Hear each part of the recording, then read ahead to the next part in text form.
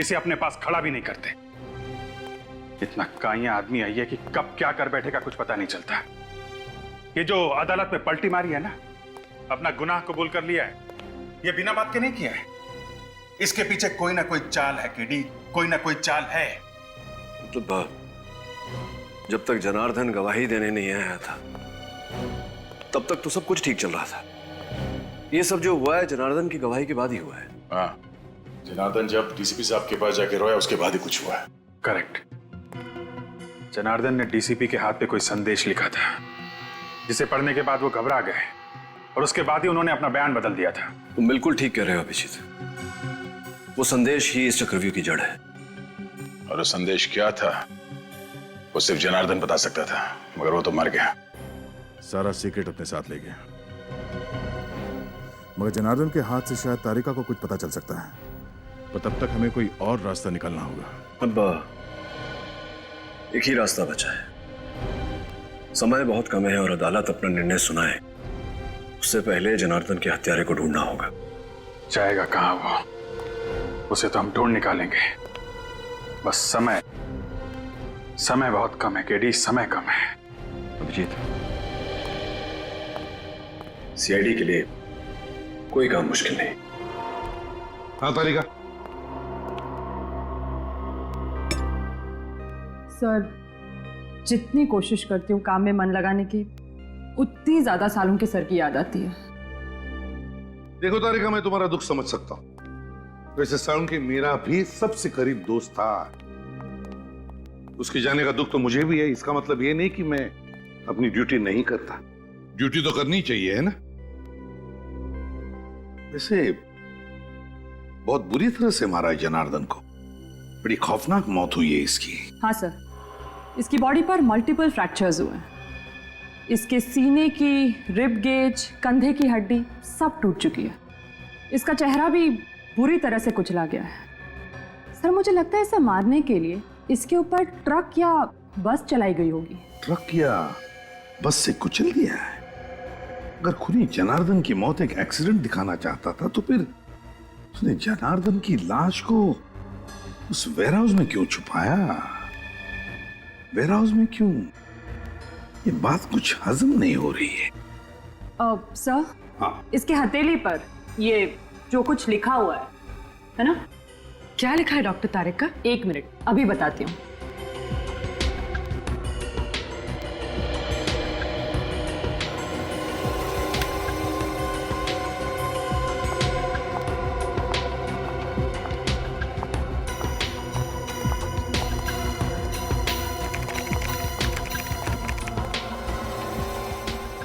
अपराधी बनोगे या खूनी, जुर्म मान लो वरना शहर में 4 बॉम्ब फटेंगे। अपराधी बनोगे या खूनी, जुर्म मान लो वरना शहर में 4 बॉम्ब फटेंगे। जुर्म मान लो वरना शहर में 4 बॉम्ब फटेंगे। माय गॉड, तो ये बात है। इसीलिए डीसीपी चित्रोले ने जुर्म कबूल कर लिया, इसी धमकी की वजह से। लेकिन सर, अब हम चारों बम तक पहुंचेंगे कैसे? निखिल, जनार्दन की लाश खूनी ने उस वेयरहाउस में छुपा दी। उसी वेयरहाउस में क्यों? कोई ना कोई तो वजह होगी जनार्दन की लाश को उस वेयरहाउस में छुपाने की।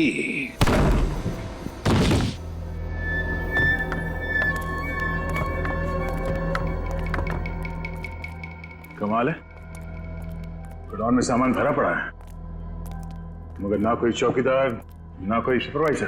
किसी ना किसी को तो होना चाहिए था यहाँ पे। सर, जब जनार्दन की लाश यहाँ से मिली थी तब भी यहाँ कोई नहीं था। सचिन, एक काम करो, बगल में जो गोडाउन है वहां के चौकीदार को लेके वहां पे। कोई ना कोई वजह जरूर होगी जो उन अपराधियों ने जनार्दन की लाश को यहाँ पे लेकर आए। रजत, ढूंढो करो सर।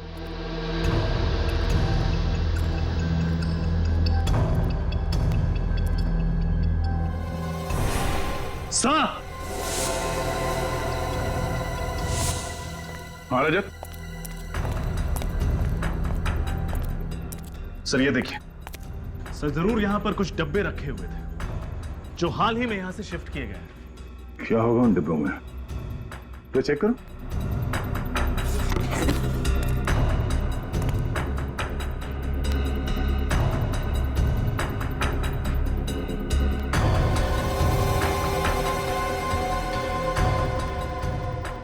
सर हाँ? इसमें तो बस नॉर्मल सामान है, कुछ खास नहीं। और जो बॉक्सेस यहां से ले जाया गया उसमें नॉर्मल सामान नहीं था, RDX था। RDX? हाँ, वो मुजरिम इस जगह का इस्तेमाल कर रहे थे RDX रखने के लिए। सब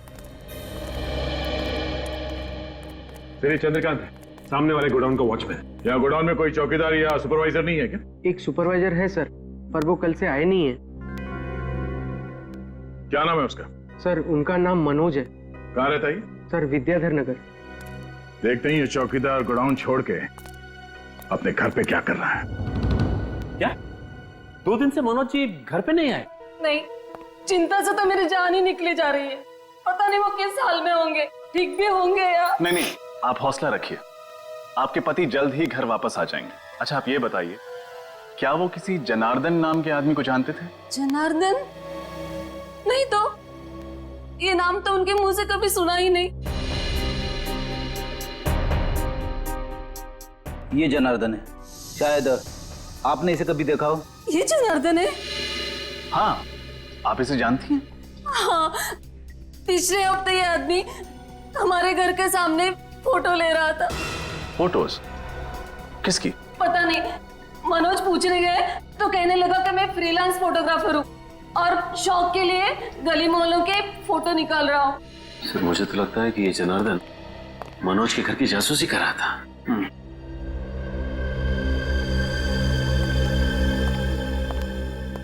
ये आदमी कौन है? यही तो मेरे पति है, मनोज। ये मनोज है? हाँ, लेकिन आप ऐसा क्यों पूछ रहे हैं? आपने इन्हें कहीं देखा है क्या? शायद। इनकी कोई मेडिकल रिपोर्ट्स हैं आपके पास? जी, अभी लाती हूँ।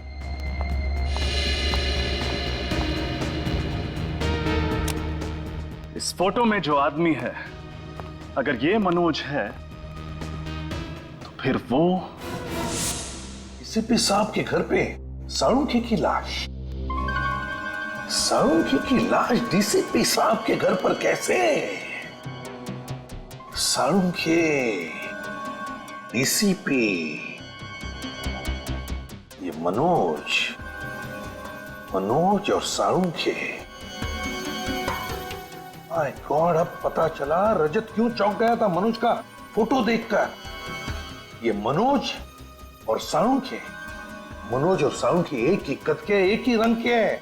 ये देखो। सर मतलब जनार्दन कहीं इसलिए तो मनोज की जासूसी नहीं कर रहा था ताकि साळुंखे सर की जगह मनोज को। हाँ पूर्वी, ऐसा ही हुआ है, ऐसा ही हुआ है। किडनैपर्स ने सिर्फ मनोज का इस्तेमाल नहीं किया,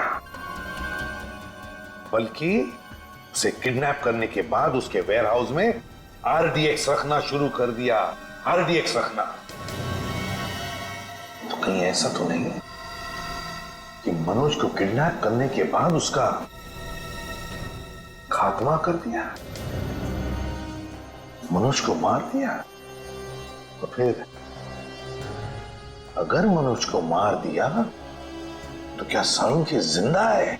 हाँ, जरूर साळुंखे अभी भी जिंदा है।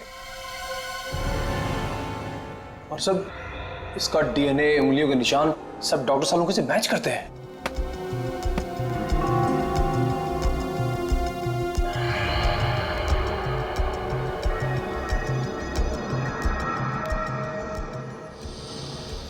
अपेंडिक्स ऑपरेशन का निशान?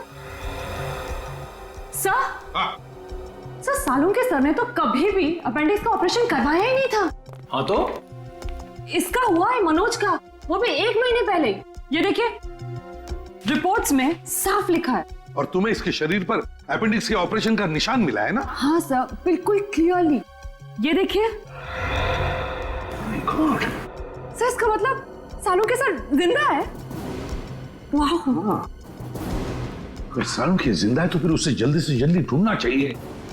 लेकिन एक सवाल खड़ा होता है कि अगर ये मनोज है तो फिर इसके उंगलियों के निशान सालुंखे की उंगलियों के निशान के साथ मैच कैसे होते हैं? ये तो मेरी भी समझ में नहीं आ रहा है सर। तरीका एक बात बताओ, पिछले कुछ दिनों में तुम दोनों के अलावा, मेरा मतलब है तुम और सालुंखे के अलावा, लैब में और भी कोई आया था? याद करो। हाँ सर, रोहन, वो lab attendant. I am sure उसी ने सालुंखे सर की डिटेल्स के साथ छेड़छाड़ की होगी। Rohan lab attendant? तो फिर इस रोहन को उठाओ और सालुंखे कहां है ये डीसीपी चित्रोले के घर से पता चलेगा।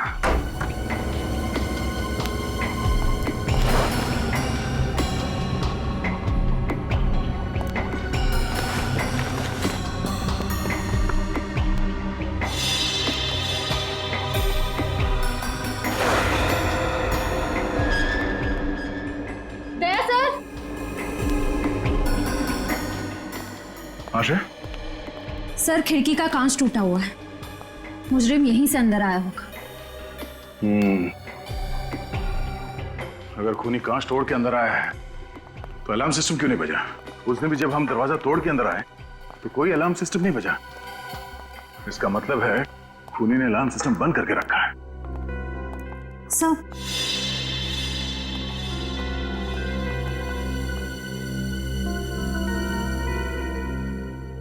अलार्म बंद है। लेकिन सर जब मुजरिम ने खिड़की तोड़ी तब तो अलार्म बजा होगा ना, तो क्या उसने अंदर आकर ये अलार्म बंद किया?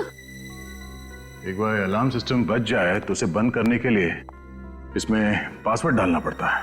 लेकिन सर ये पासवर्ड तो सिर्फ डीसीपी सर जानते होंगे, तो फिर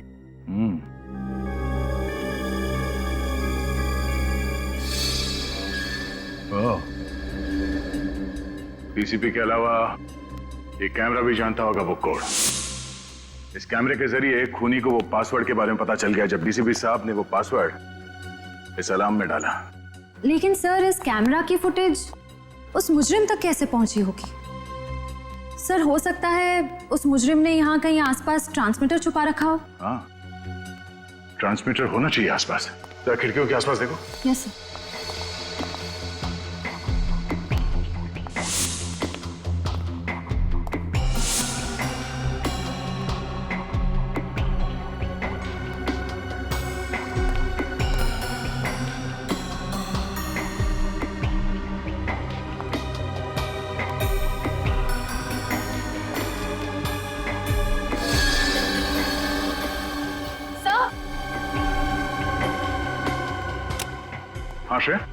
सर ट्रांसमीटर, अगर वो खूनी मनोज की लाश यहाँ लेकर आया था जरूर किसी गाड़ी में रखे लाया होगा। लेकिन सर पड़ोसी कह रहे थे कि उन्होंने किसी अनजान गाड़ी को घर के बाहर नहीं देखा। अच्छा,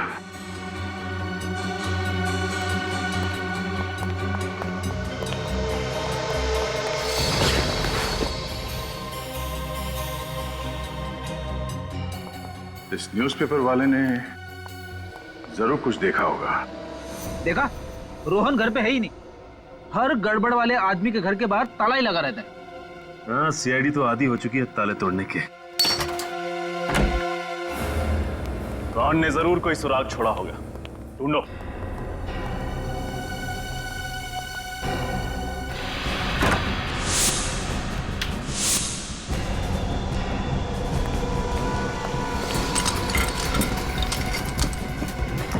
सचिन, फ्रेडे!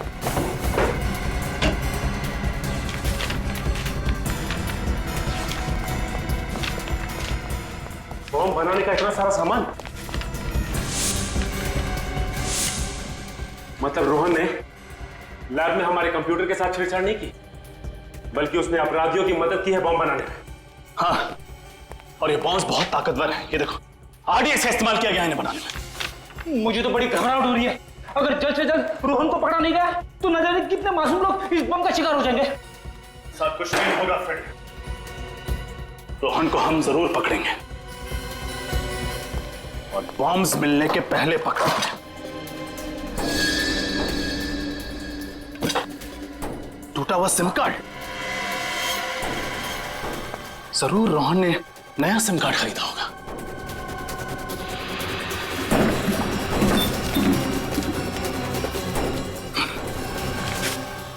की पर्ची।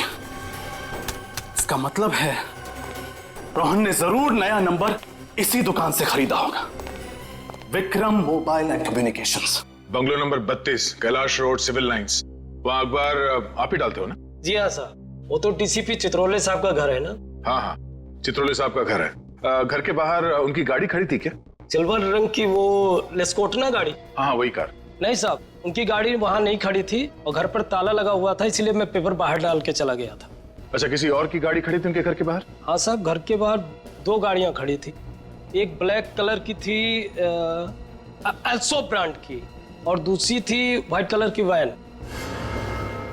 दया, ब्लैक कलर की एल्सॉप गाड़ी तो साळुंखे की भी है, और ये सफेद रंग की वैन किसकी हो सकती है? आपने उस वैन का नंबर देखा था? सर नंबर तो नहीं देखा, लेकिन उसके पीछे कुछ शेर का स्टिकर लगा हुआ था। सर अगर ये शेर का स्टिकर किसी कंपनी का लोगो होगा तो हम इसके बारे में नेट से पता कर सकते हैं। हाँ तो फिर करो, जल्दी करो, देखो।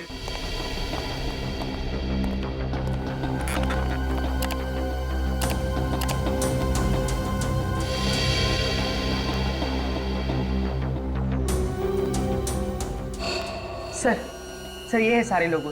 आओ दिखाओ जरा, कौन सा स्टिकर था? देखो ये सारे लोगोज है। ये वाला sir.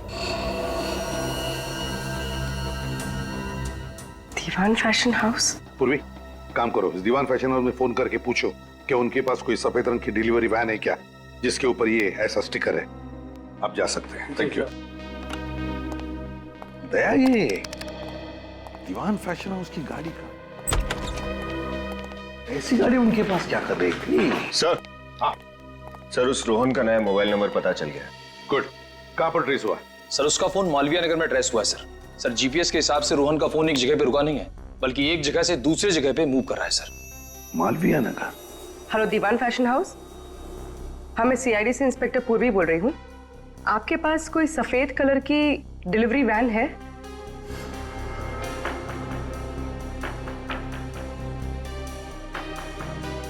Thank you sir. Diwan fashion House की एक सफेद कलर की वैन चोरी हुई है और उस वैन का नंबर है ABZ 4717AZ। ओह, दया कंट्रोल रूम को फोन करो, उनसे कहो कि अगर ऐसे सफेद रंग की कोई डिलीवरी वैन दिखे तो हमें तुरंत इन्फॉर्म करें। Yes sir. और फिर ये रोहन, इस रोहन का तो जल्दी से जल्दी पता लगाना पड़ेगा। शायद ये सारे बॉम्ब्स उसी के पास है।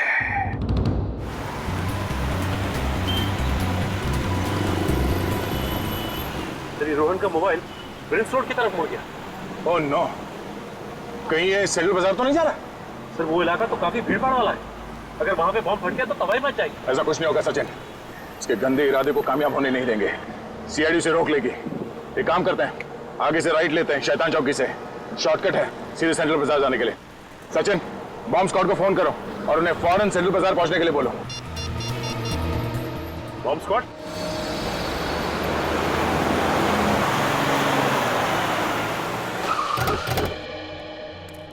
यहीं से आ रहा है?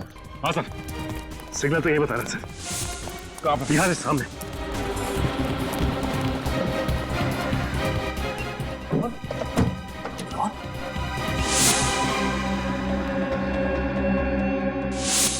ये जिंदा है, एम्बुलेंस बुलाओ। सचिन जल्दी। रजत, इसे बाहर निकाल।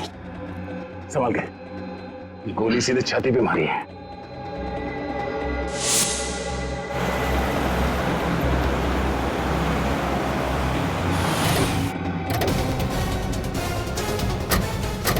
देखो यहाँ पर गाड़ियां हैं, हो सकता है दीवान फैशन हाउस की गाड़ी इसी में हो। देखना जरा, चौकन्ना रहना। सर, वो रही वैन। हाँ, संभाल के।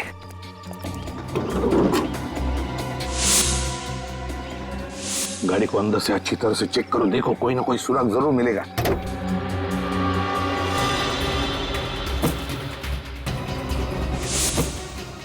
सर। हाँ, क्या हुआ? लाश।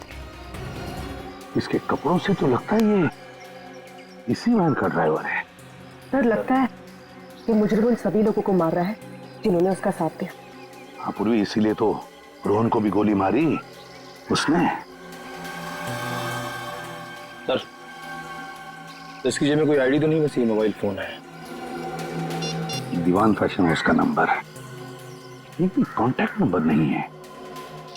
अरे फोन रिकॉर्ड्स में इनकमिंग आउटगोइंग कुछ भी नहीं।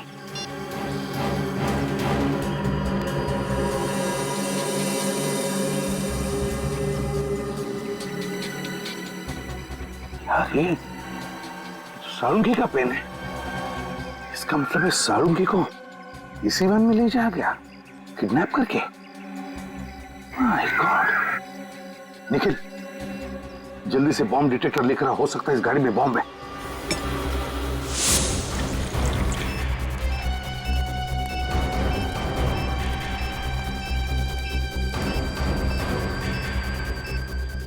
गाड़ी के नीचे भी नहीं, गाड़ी के अंदर भी नहीं है, तो फिर कहां है? सिग्नल तो आ रहा है, सिग्नल बढ़ते ही आ रहा है। इनके आसपास से आवाज आ रही।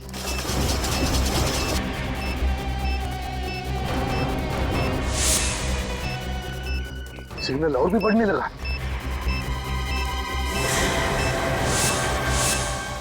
ये बैग इनके घोड़े से।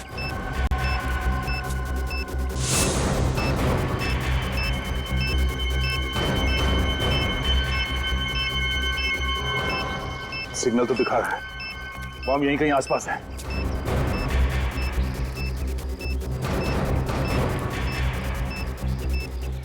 बॉम्ब इसी बैग में है। लोगों को हटाओ यहाँ से, खाली करो जगह को। सब लोग पीछे। भाई साहब, इधर सीआईडी इन्वेस्टिगेशन चल रहा है, आपकी जान को खतरा है। चलिए बाहर बाहर प्लीज। एक्सक्यूज मी, आप लोग भी चलिए प्लीज, आपकी जान को खतरा है। चलिए प्लीज प्लीज जाइए। इसी में बॉम्ब है, इसी में। ब्रीफकेस आपकी है? No sir.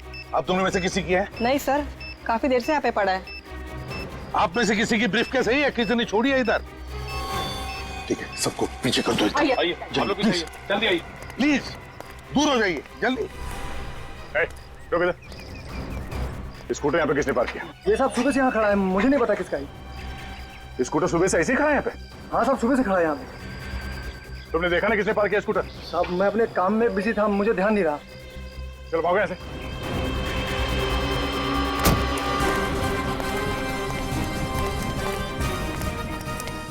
Vicky sir, bomb से करेक्ट सर। विकी, बहुत क्रिटिकल सिचुएशन है, हमारे पास टाइम बहुत कम है। इस बैग में बॉम्ब है, जल्दी से डिफ्यूज करो उसे। लेकिन सर, इस ब्रीफकेस के कोड तो लॉक है। नंबर लॉक खोल कर देखते हैं, खुलता है क्या?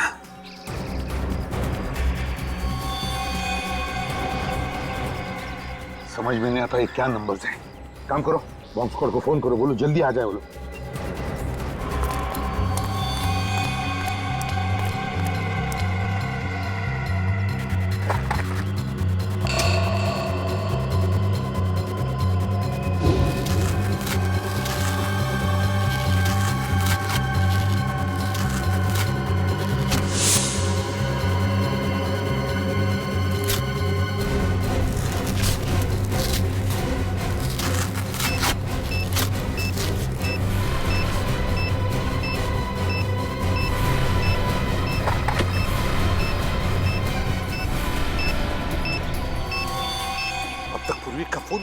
तो मैंने बॉम्ब स्क्वाड वाले से बात की, वो कह रहे कि आधा घंटा और लगेगा होने में। और आधा घंटा? देखिए आधा घंटा बहुत लेट हो जाएगा। बताइए बॉम्ब डिफ्यूज कैसे करना है? हाँ, मैं एसीपी प्रद्युम्न बोल रहा हूँ। एक मिनट, स्पीकर फोन ऑन करो जल्दी।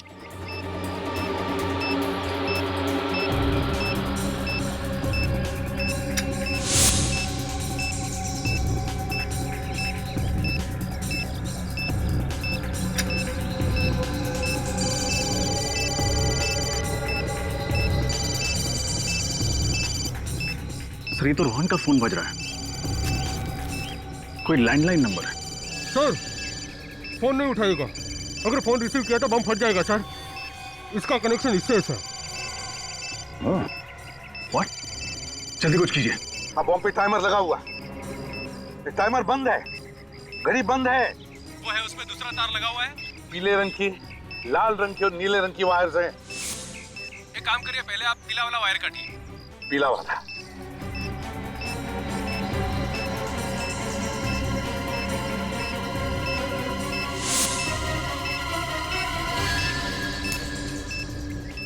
देखिए, पीली वायर कट चुकी है। अब बताइए आगे क्या करना है, जल्दी बताइए प्लीज। ये तो वैन के ड्राइवर का फोन है। यहाँ तो टाइमर शुरू हो गया है। फोन रिसीव मत करना, अगर रिसीव किया तो बॉम्ब फट जाएगा। हेलो, सुन लिया आपने? बॉम्ब एक्टिवेट हुआ है सेल फोन के जरिए। अब क्या करें हम? 7 सेकंड बचे।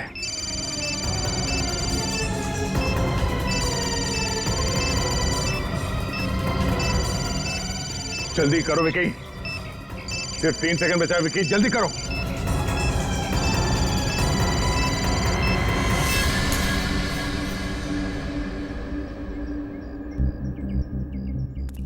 एक बॉम्ब को तो फटने से रोक लिया, न जाने बाकी के बॉम्ब्स कहां रखे हैं।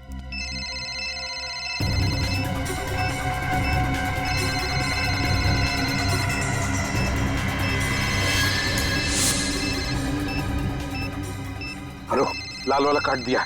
अब देखो सिर्फ 30 सेकंड बचे, जल्दी बताइए क्या करना है। आप लोग भाग जाइए वहां से, हट जाइए पीछे। My God. वाला है। Let's go. चलो जल्दी।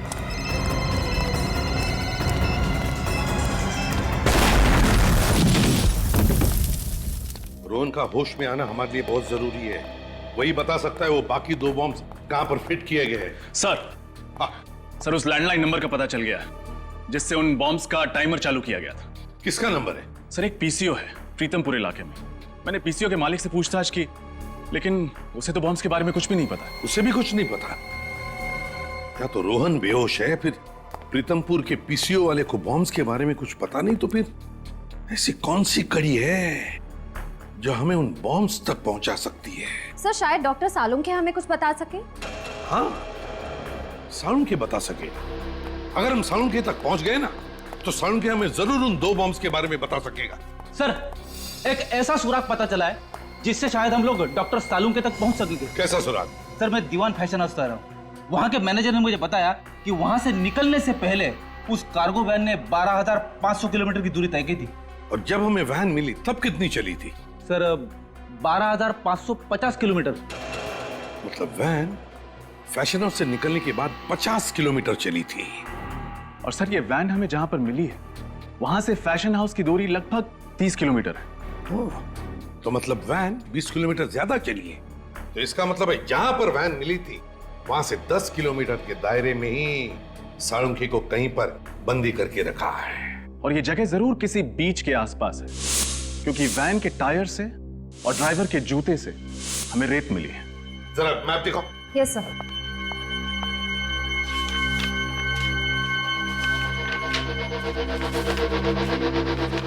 दीवान फैशन हाउस कहां पर है? ये रहा दीवान फैशन हाउस, और हमें वैन मिली थी उनकी यहां पर। अब यहां से 10 किलोमीटर के दायरे में बीच है ये प्रिस्टीन बीच।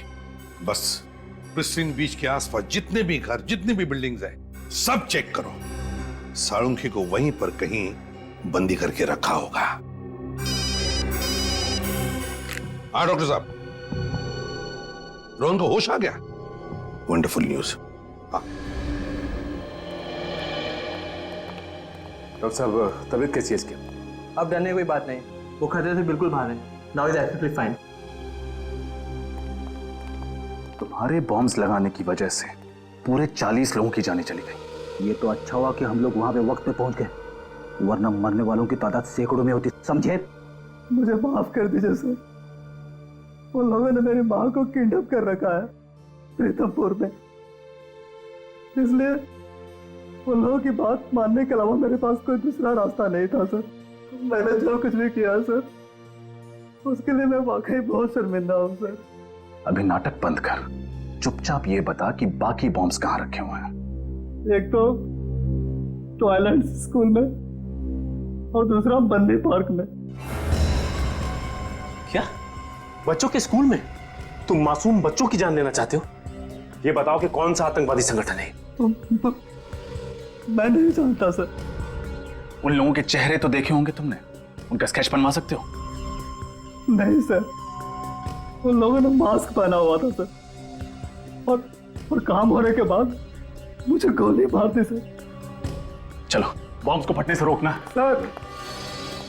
सर उन लोगों ने डॉक्टर सालुंके को भी किडनैप कर रखा है। क्या? सालुंके साहब को? सालुंके साहब को कहाँ रखा गया? तुम्हें मालूम है? नहीं सर, पर वो लोग इतना कह रहे थे कि जब तक उन्हें वो चीज मिल नहीं जाती तब तक वो सालुंके को मार भी नहीं सकते।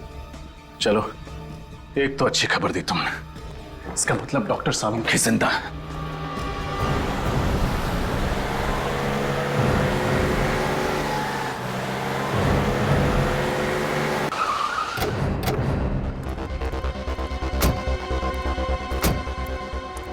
सचिन, फ्रेडी, पूरा एरिया छान मारो। तुम? हाँ साहब। एक बात बताओ, किसी अनजान आदमी को तुमने स्कूल के आसपास कहीं देखा? नहीं साहब। ठीक से याद करो, कोई आदमी जिसके पास बैग हो, कोई ब्रीफकेस हो। नहीं साहब, ऐसा तो कोई आदमी नहीं देखा। स्कूल के अंदर कोई अनजान आदमी तो नहीं घुसा ना? नहीं साहब, स्टूडेंट्स और पेरेंट्स के अलावा अंदर किसी भी इंसान का जाना मना। और अगर कोई आदमी पेरेंट बन के घुस जाए तो? सर, पेरेंट्स के स्पेशल आई कार्ड होते हैं, हम उसे देख के अंदर छोड़ते हैं। हाँ ठीक है। ये स्कूटर किसका है? नहीं पता साहब। पागल हो क्या? पूछ रहा हूं मैं इतनी देर से।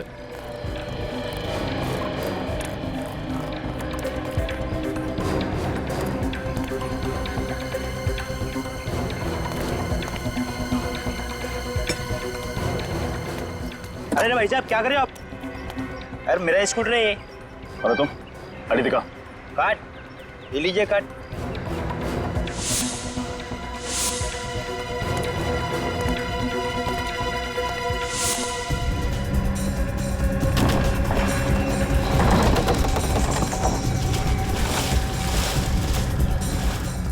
Sir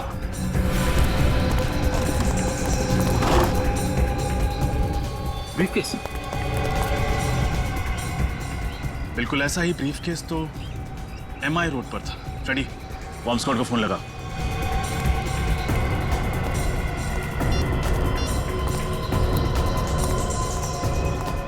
hello, bomb squad.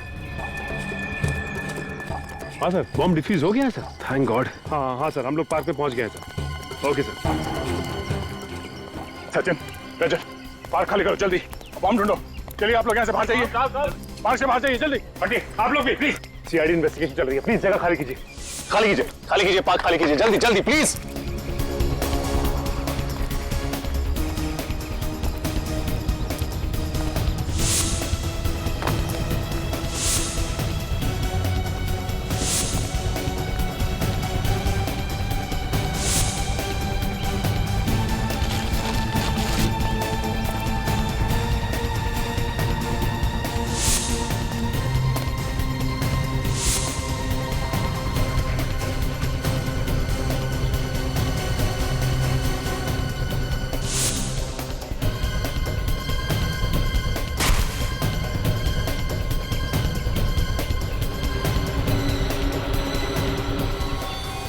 Sachin, रजत,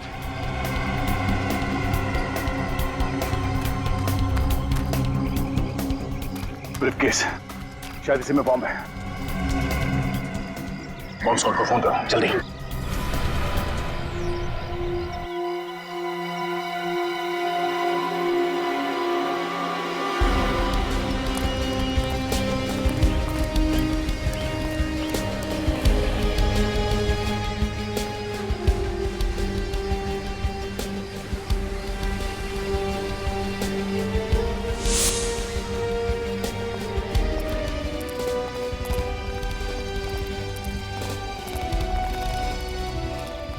ये आखिरी बंगलो बचा हुआ है। टायर मार्क्स देखा था?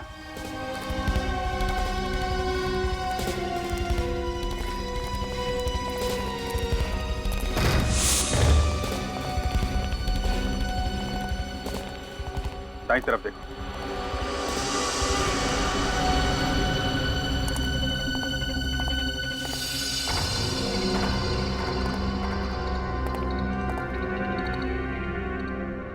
खून?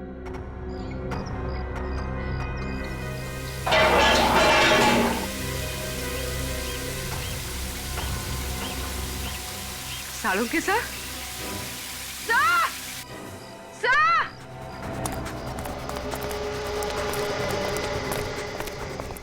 क्या हुआ पूर्वी? सर ये देखिए। Oh my God! डॉक्टर साहब!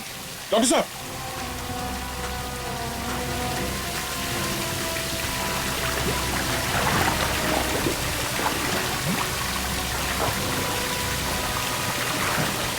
जल्दी से सीढ़ी का इंतजाम करो। पानी बंद करो।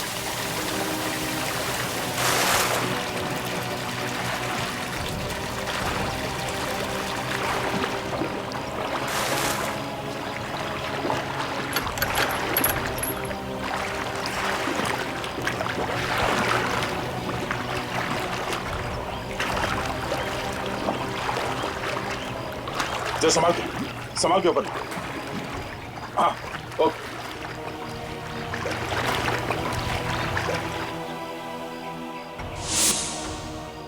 डॉक्टर साहब, पूर्वी, जल्दी हॉस्पिटल में फोन करो।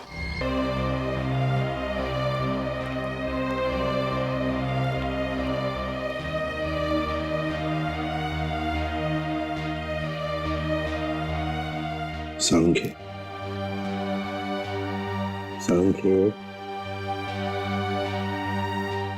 अबे तू तो जिंदा है?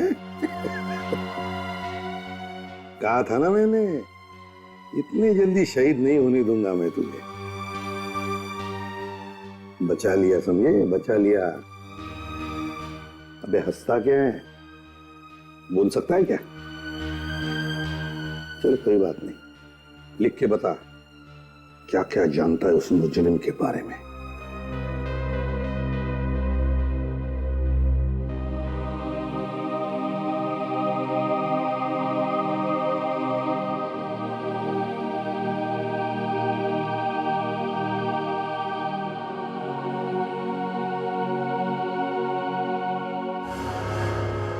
तीजा डीसीपी सर का पुराना दुश्मन। रजत, इस तीजा की कुंडली निकालो। सर, ये देखिए, आज से 10 साल पहले डीसीपी साहब ने इस तेजा को जेल की चक्की पिसवाई थी। पूरे गैंग का सर्वनाश कर दिया था। और अब जेल से छूटने के बाद इसने अपने काले कारनामे फिर से शुरू कर दिए। नई गैंग भी बना दी इसने। इतना ही नहीं सर, डीसीपी साहब से बदला लेने के लिए उसने इतनी बड़ी साजिश रची। हाँ सर, और सालुंके साहब की भी क्या हालत कर दिया इस तेजा ने। एक एक गुनाह की कीमत चुकानी पड़ेगी इस तेजा को, एक एक गुनाह की। सालुंके बता रहा था ना कि जहां पर उसे बंद करके रखा था वहां पर उसने इंडस्ट्रियल सायरन की आवाज सुनी थी। हाँ सर, उन्होंने ये भी बताया था कि डीसीपी साहब के घर से वहां तक पहुंचने में तकरीबन आधा घंटा लगता है।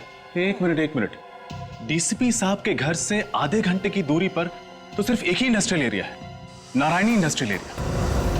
Narayani industrial area? तो फिर इस तेजा के गुनाहों का महल इस नारायणी इंडस्ट्रियल एरिया में ही है।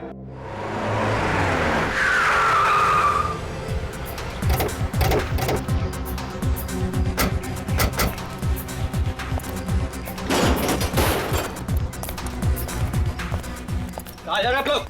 थाने के अंदर जा रहे हैं। अंदर जाने अलाउड नहीं है।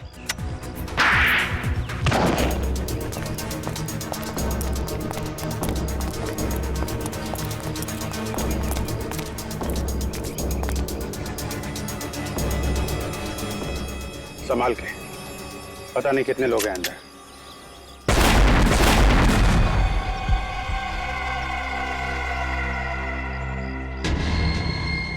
माय गॉड, माइंस बिछा रखे हैं यहाँ पे। तो पहले इन माइंस को खत्म करना पड़ेगा।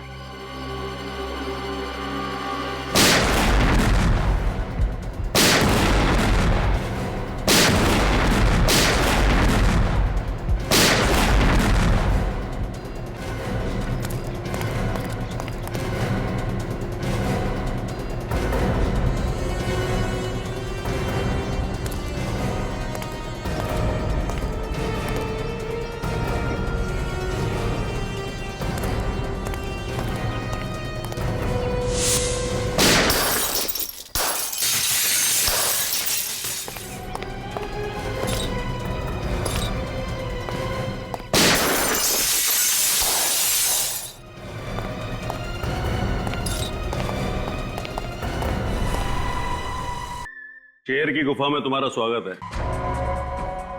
डीसीपी की दुर्दशा देख करके इतना गहरा सदमा लगा कि सबके सब मौत के मुंह में चले आए। दुर्दशा तो तुम्हारी होगी तेजा, बहुत नाच नाच लिए तुम। अब पर्दा गिराने का टाइम आ गया है। अच्छा, सबकी गन नीचे, जल्दी नीचे रखो, नीचे रखो वरना खोपड़ी उड़ा दूंगा इसकी। नीचे देखते जा, अभिजीत को कुछ नहीं होना चाहिए, वरना तेरी जिंदगी को मैं एक भयानक सपना बना दूंगा। गन नीचे रखो, जल्दी। अभिजीत को कुछ नहीं होना चाहिए।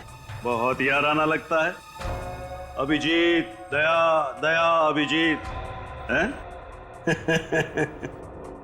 तुम्हारी दोस्ती के काफी किस्से सुने हैं तेजा ने, मगर आज दोस्त को अलविदा कहने का वक्त आ गया, क्योंकि अभिजीत तो अब गया। अभिजीत को छोड़ दे, वरना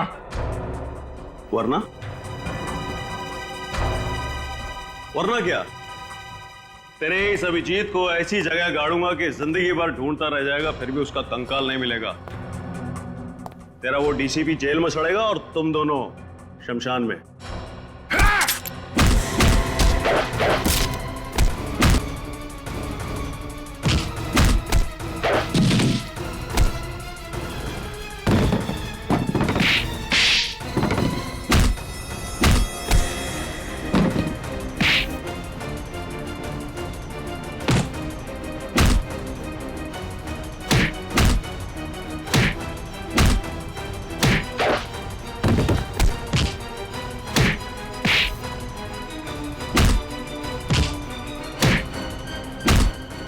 क्या बोला तू?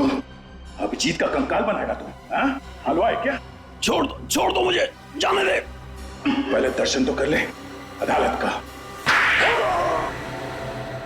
6 साल पहले मुझे सालुंके की गवाही और डीसीपी चित्रोले की सलाह पर मुझे इस शहर से तड़ी पार कर दिया गया था, अपने परिवार से दूर, अपने धंधे से दूर। इन 6 सालों में मैंने 6 जन्म का नर्क भोगा है जज साहब। तब मैंने इरादा किया कि जिस दिन भी मैं मुंबई लौटूंगा, सालुंके और डीसीपी चित्रोले से अपने 6 साल का बदला 6 गुना ज्यादा लूंगा, मौत से भी बदतर सजा दूंगा इनको। तब मैंने ये प्लान रचा, रोहित का खून इस तरीके से किया कि देखने वालों को लगे कि उसकी मौत डीसीपी के हाथों हुई है।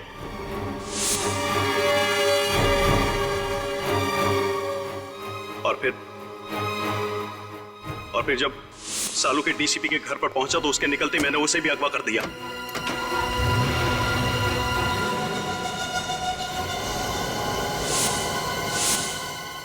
और फिर सालू के कपड़े एक लाश को पहनाकर अपने आदमियों के द्वारा डीसीपी के कमरे में छुपा दिया। उसका चेहरा इस कदर बिगाड़ दिया कि देखने वाले पहचान नहीं सके कि वो कौन है। और फोरेंसिक्स की वो रिपोर्ट जो कहती थी कि वो मृत शरीर डॉक्टर सालुंके की है, वो भी स्पष्ट है कि आप ही ने बदल पाए। जी हाँ, ये काम भी मेरे आदमी ने किया। कंप्यूटर टेक्नीशियन के भेस में जाकर बड़ी चालाकी से उसने सालुंके के डेंटल, डीएनए और ब्लड रिकॉर्ड्स उस लाश के रिकॉर्ड्स के साथ में बदल दिए। राइट। और छोटू चाय वाला और ड्राइवर जनार्दन, ये भी आप ही के आदमी थे? जी हाँ, वो सब भी मेरे आदमी थे। मैं डीसीपी चित्रोले की बाकी की जिंदगी सलाखों के पीछे देखना चाहता था और सालुंके को अपने पास में कैद रख करके घुट घुट करके मौत देना चाहता था, लेकिन तुमने और सीआईडी ने मिलकर के सब बर्बाद कर दिया। Sorry about that. One who lives by the gun dies by the gun. Teja, जो व्यक्ति बर्बादी को पालता है उसका अंत भी बर्बादी ही होती है। The defense finally rests your hand. ये अदालत मुजरिम तेजा को अंडर कवर ऑफिसर रोहित और ड्राइवर जनार्दन के कत्ल के जुर्म में दोषी पाते हुए दफा 302 के तहत उम्र कैद की सजा सुनाती है और डीसीपी चित्रोले को इस केस से बाइज्जत बरी करती है। The case is closed.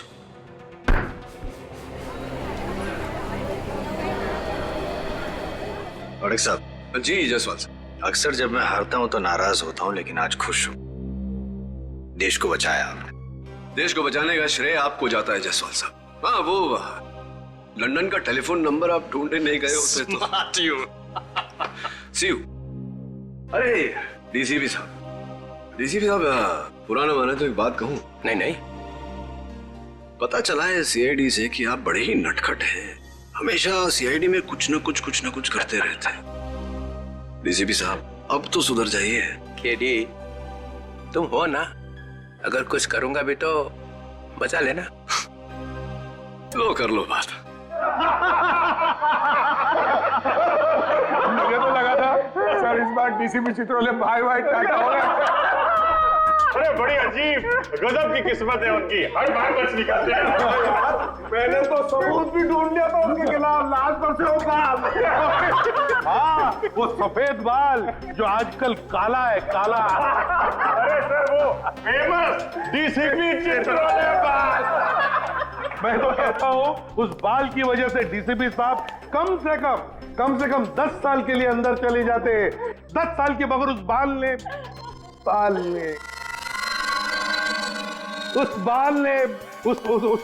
ने डीसीपी साहब की इज्जत बचा ली, मालूम है? अरे मैं तो बोलता हूँ कि ये बाल फोरेंसिक लैब में रखना चाहिए ताकि सारे स्टूडेंट देख सके। अरे क्या बात कर रहे हैं सर, डीसीपी साहब का बाल लैब में? अरे उनका बाल तो सर म्यूजियम में रखना चाहिए। अरे अभिजीत, मैं ये कह रहा हूँ कि देखो, अगर वो बाल म्यूजियम में रखोगे तो सारे स्टूडेंट्स को याद दिलाता रहेगा कि डिटेक्शन कैसे किया जाता है। डिटेक्शन कैसे किया जाता है? डीसीपी साहब ने डिटेक्शन कैसे किया? सर कैसी बातें कर रहे हैं सर, डीसीपी और डिटेक्शन? सर उनके नाक के नीचे हाथ नहीं पड़ जाएगा ना तो भी उन्हें पता नहीं चलेगा। ऐसा ये निखिल बता रहा था सर। मैंने सिर्फ बोला कि ऐसी बातें मुंह से निकालने से पहले 10 बार सोच लिया कर, मगर सर कुछ नहीं दिखता। अरे ये बात निकल गया, ये रजत भी बोलेगा, हाथी नहीं दिखता उनको। हाँ सर, ये मैंने भी सुना है कि डीसीपी चित्रोले हाथी देख ले तो हाथी खुद बोलेगा कि डीसीपी चित्रोले से बढ़िया इन्वेस्टिगेटर कोई है ही नहीं। अरे यार ये क्या बात करने लगा यार अभिजीत। ये गलत है, हाथी घोड़ा सब गलत है। अरे क्या इसमें क्या गलत है यार अभिजीत? जो बात गलत है वो गलत है। अरे क्या गलत है?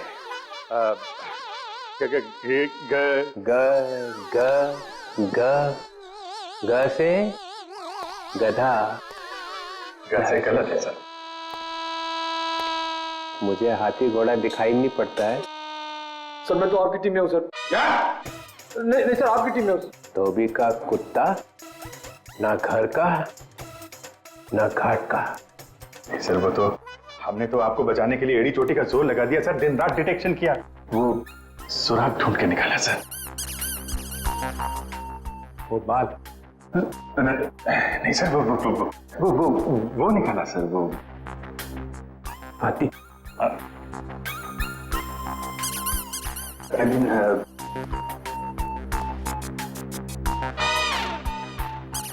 सर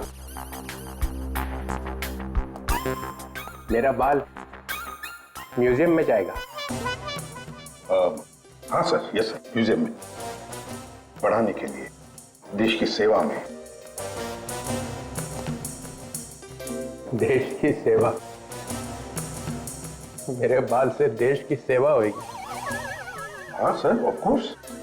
यू नो, ऑफिसर्स आएंगे, उस बाल को देखेंगे, डिटेक्शन सीखेंगे। यू नो, डिटेक्शन आपके बाल से। मेरे बाल से डिटेक्शन सीखेंगे?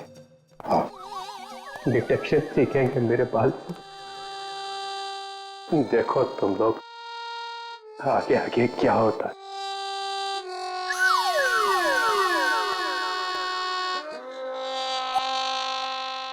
जाते जाते भी टेंशन दे गया है। अरे देखा जाएगा।